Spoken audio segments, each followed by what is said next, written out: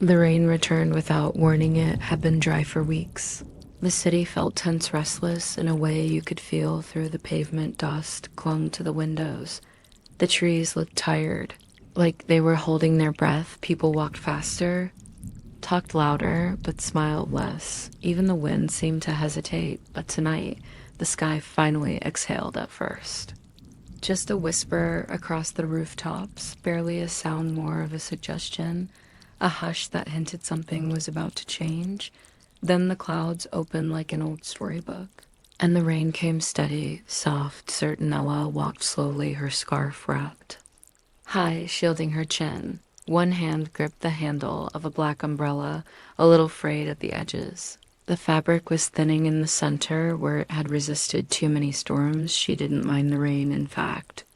She welcomed it, the way it dulled the sharpness of neon signs, the way it turned footsteps into whispers, the way it made everything feel less urgent, less demanding, less loud. Ella wasn't heading anywhere specific, just walking. That's what she did when the world inside her felt louder than the world around her, when her thoughts spun like leaves in the wind, when silence wasn't peaceful but heavy. And that's when she saw Ida Cafe, narrow, wedged between a closed-down music store and a tailor's shop with yellowed curtains.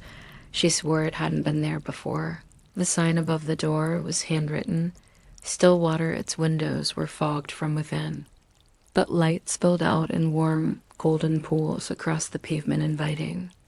Like it had been waiting just for her. She stepped inside. The bell above the door gave a soft chime, like the start of a quiet song. The scent hit her immediately: spiced chai, cinnamon, rain-soaked wood, and something sweeter she couldn't name it.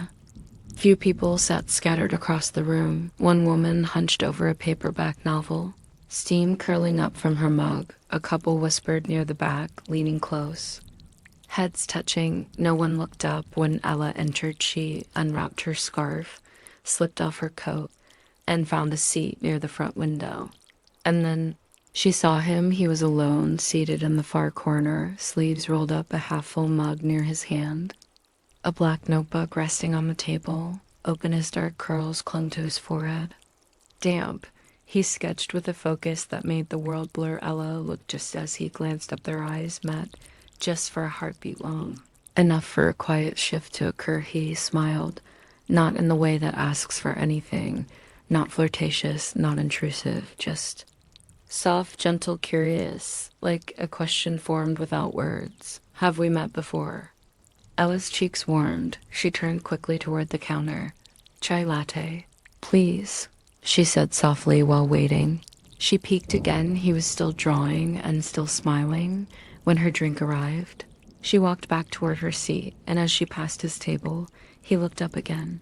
Good rain tonight, he said. Like an old friend. Ella paused. It's perfect, she replied. He offered his hand, palm open. Not rising, I enjoy. She hesitated a moment, then took it. Ella, he nodded slowly, like the name was already familiar to him. Nice to meet you, Ella. She smiled then, not from politeness, but from something warmer, recognition, like maybe, in some small way, this moment had always been waiting. They didn't sit together, not yet, but the space between their tables no longer felt like distance. The rain outside shifted, became steadier, and the quiet inside the cafe began to sound a lot like a beginning. The rain continued. Ella sat longer than she'd planned. Her cup had gone cold, but she didn't notice. Outside, the city blurred behind streaked glass. She traced circles on the foggy pane with her finger, listening to the drops, soft, steady, like an old song trying to be remembered. Joy hadn't left his table, hadn't even shifted much.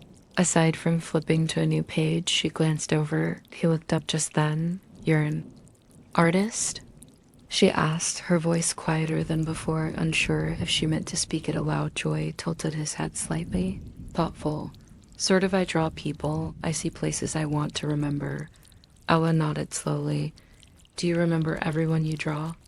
I try to, but mostly I remember how they made me feel. His eyes met hers again, and for a second, She forgot the sound of the rain. He turned his sketchbook toward her. "Want to see?" Ella hesitated, then Nada Joy stood, calm and unhurried, and walked over to place the notebook on her table. He didn't sit, just let the pages speak. She flipped through carefully, pencil lines, inky details, moments caught mid-breath. A man reading. Alone on a subway, a mother tying her child's rain boots. A silhouette staring out of a window, and then she froze one. Paige held a familiar figure, umbrella-less head, tilted upward toward the rain hearse. She looked up, confused. "I saw you a few weeks ago," Joy said softly. "You were walking in the rain. Not trying to escape it, like you trusted it." Ella didn't know what to say. The image wasn't perfect. It was rough around the edges, but it was her. Not just her form, but her energy. Her solitude, her truth. I didn't think anyone noticed. "Me," she murmured. "I did." Joy said. She handed the sketchbook back, but her hand lingered on the edge, and something in her chest softened for the first time in a long while. She didn't feel watched. She felt seen. Ella didn't know why she stayed. Maybe it was the warmth. Maybe it was the music playing low over the speakers, piano and cello woven together like a memory, or maybe it was the boy with the sketchbook. Joy sat across from her now, not close enough to intrude, but near enough that their silences felt shared, comfortable. They sipped their drinks in tandem, watching raindrops crawl down the window like they had somewhere to be. Occasionally, their eyes met, and neither of them rushed to look away. They talked about little things, favorite books, the best pastry in the cafe. Joy insisted it was the cardamom bun. Ella disagreed. It was clearly the apple crumble. Songs that felt like seasons, films that made them cry. Not because of sadness, but because they told the truth too well. Time slowed, and neither of them minded eventually. The cafe dimmed its light softly. Signaling closing time, Ella glanced at her phone for the first time in hours. 3 missed messages, none of them urgent. She slipped it back in her coat pocket. Joy stood, pulling on his jacket. "Will you be back?" Ella smiled faintly. "Depends if it rains." He grinned. "Then I hope it pours."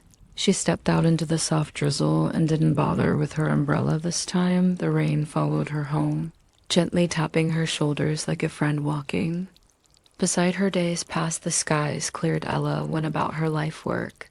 Errands, laundry, meals reheated instead of cooked. The days were dry, but inside her, something stirred, a quiet ache, not of sadness, but anticipation. She found herself watching the sky more often, looking for clouds, listening for thunder, waiting for the sound that would pull her back. And then one afternoon, it happened again. The wind shifted, the clouds rolled in, and the rain returned like a song she hadn't heard in years this time.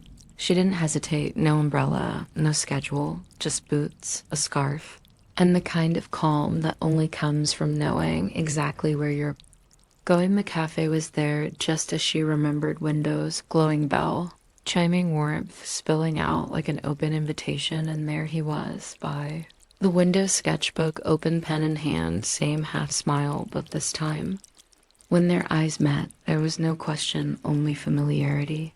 "You came back," he said. "So did the rain."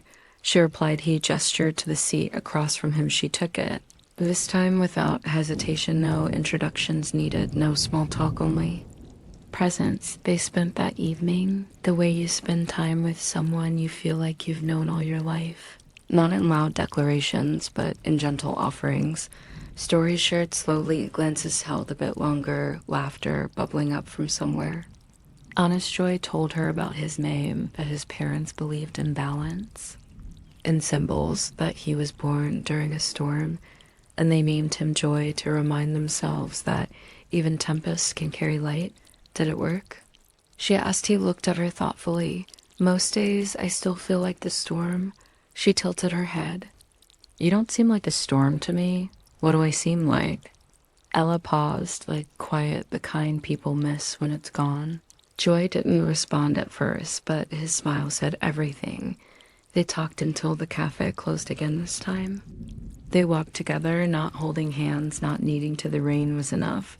They kept meeting like that, no texts, no plans, just the sky opening up and both of them showing up like the rain had whispered a reminder. Sometimes it was a slow drizzle, sometimes a heavy downpour, but whenever it came, Ella found herself reaching for her scarf and boots, and each time, Joy was already there, either sketching or sipping something warm. Eyes lighting up when he saw her, they became regulars in a world that didn't need clocks or calendars. Just moments, just presence some days. They barely spoke other nights. They talked for hours. Ella opened up in ways she hadn't in years about her art, how she used to paint because it made her feel free. But now, every time she sat down with a blank canvas, she felt like an imposter, waiting for inspiration that wouldn't come. It's like I'm waiting for something. She admitted one night, swirling her tea. Joy leaned forward. What do you think you're waiting for? She looked at him, rain like this, and someone to sit in it with. He didn't speak, just smiled, and that was enough. They started wandering the city together after closing. No umbrellas, just slow steps, wet hair, and shared stories.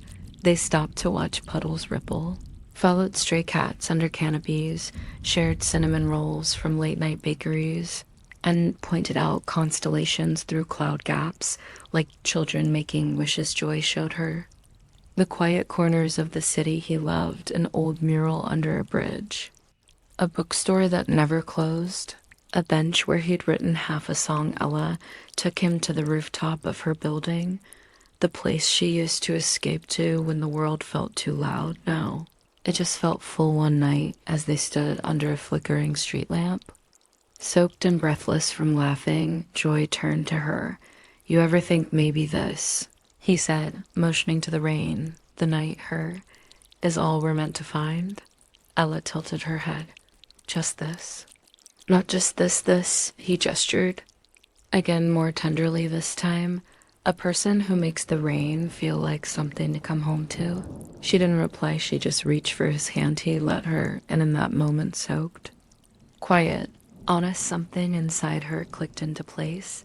They began to understand each other without speaking. A raised eyebrow, a half smiley, a glance that lasted too long. They started calling each other storm chasers, laughing every time there. Paths crossed under the gray sky, but neither of them ever admitted what they were truly chasing. Not yet. Joy began sketching more. Ella started painting again, not for anyone else, just for herself, just to breathe again one evening. Joy showed her his newest sketchbook. She flipped through slowly, carefully, portraits of everyday moments, lovers kissing at a crosswalk, a boy jumping over a puddle, a woman staring out the train window with a half-eaten apple in her hand. Then herself over and over again, caught mid-step, laughing, looking up at the sky, sitting alone. Quiet, eyes far away, she touched one page gently. I didn't know you were drawing me this much. Joy shrugged, cheeks a bit pink. You make it easy. Later. He pulled out his phone and played a song, a soft melody, simple, raw, his own. He didn't speak while it played. Just watched her face when the final note faded. Ella opened her eyes. It's beautiful, she whispered. Joy smiled. Only because you're listening. They stayed like that, not needing answers, not naming the thing that grew quietly between them. Like ivy in a quiet garden, some truths don't need names. They just need time. One night, the rain came hard and fast, thunder rolling low, like a drumbeat behind the sky. Ella and Joy were already in the cafe by the time the storm hit full force. The lights flickered once, nobody panicked, the staff lit a few candles, and everyone settled into the hush that follows thunder. Joy looked at her across the table, his fingers wrapped around a mug of tea. Tell me something true, he said. Ella blinked. Like what? Something you've never said out loud. The rain pounded the windows. She took a breath.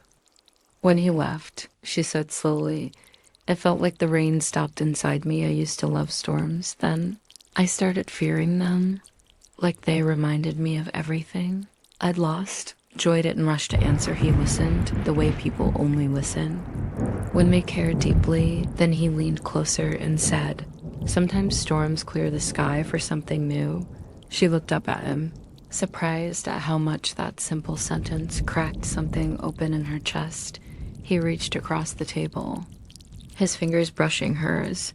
"You don't have to be afraid of the rain anymore," he said gently, and in that moment, under flickering candlelight, wrapped in warmth while the world outside raged, she believed him. They grew into each other slowly, not with fireworks or declarations, but with the kind of intimacy that builds when two people choose to stay. They shared breakfast that turned into afternoons, mornings spent painting side by side, evenings where Joy would strum unfinished songs, and Ella would hum along, off key, but completely in tune with his heart. Their story was never loud, but it was steady, soft spoken, and mystically theirs one rainy afternoon. Joy surprised Ella. He laid out a small picnic inside the cafe blanket, 2 mugs of tea, a jar of honey, and a single wildflower in a little glass. She laughed. "What's all this?" "A storm date," he said, just because they talked about the future slowly, tentatively, not in absolutes, just ideas. A house with windows that let in the sound of the rain. Tiny backyard garden shelves lined with sketchbooks and brushes now. Rush just hoped that night, as thunder rolled like distant applause. Joy held her close and whispered, "Let's not wait for storms to find each other anymore." She nodded into his chest. "Let's be the ones who run toward them." She said the days turned cool. The wind changed, leaves began to fall slow. Amber spirals on quiet sidewalks. Joy and Ella still met when it rained, but now they also met when it didn't. Sunny mornings, cloudy afternoons, cold, bright evenings, because by now they weren't just waiting for the rain, they were waiting for each other. Joy kept sketching, Ella kept painting. Their works began to reflect each other, colors echoing shapes, expressions mirroring moods. They didn't always understand why, but they always noticed. One afternoon, Ella watched Joy draw without speaking. His brows furrowed, his hand loose and fast. "You look like you're drawing something important," she said. He didn't answer right away. Then, quietly, he said, "I think I'm drawing the moment I knew I loved you." Her breath caught. "What does it look like?" He turned the book around. It was her, not a perfect likeness, but the emotion was there. The stillness in her shoulders, the hope in her hands, the way she looked up at the sky, not searching, but trusting. She reached across the table, took his hand, and neither of them needed to say anything more. Winter arrived gently. Snow dusted the streets.